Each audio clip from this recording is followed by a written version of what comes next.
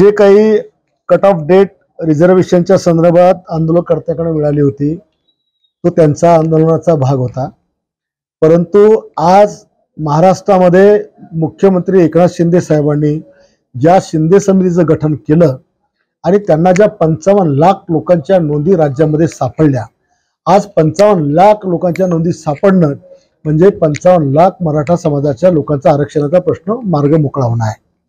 आणि supreme court आणि केंद्र सरकारने मागास वर्ग आयोगाचे मागास समाज ज्या राज्यामध्ये आहे त्याचं मागासलेपण सिद्ध करण्याकरता जी समिती नेमलेली आहे ते मागासलेपण सिद्ध करण्याकरता या समितीला जो अहवाल द्यायचा आहे तो अहवाल काही 24 तारखेच्या आत येत नाही, त्याला नाही म्हटलं तर एखादा महिना लागणार आहे।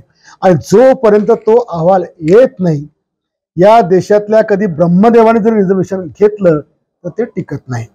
त्याच्यामुळे मुख्यमंत्र्यांनी फेब्रुवारीमध्ये विशेष अधिवेशन घेऊन मागास वर्ग समितीचा अहवाल आल्यानंतर हे रिझर्वेशन आपण देणार अशी घोषणा केलेली आहे आणि त्याप्रमाणे होईल।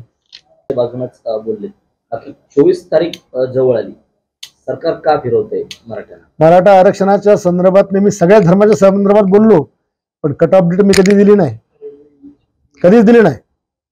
आम्ही जे कायदेशीर बसेल आम्ही तेच देणार आहे।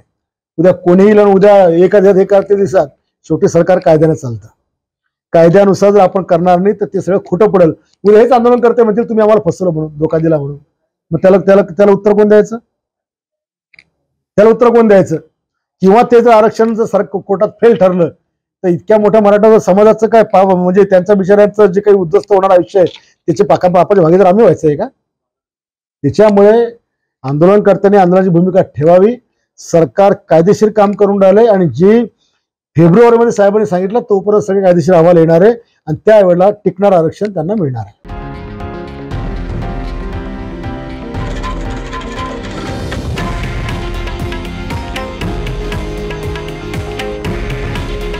हे आहे देशातील नंबर 1 न्यूज नेटवर्क आणि आपण पाहत आहात TV9 मराठी। काळजी तुमची, हित महाराष्ट्राचं।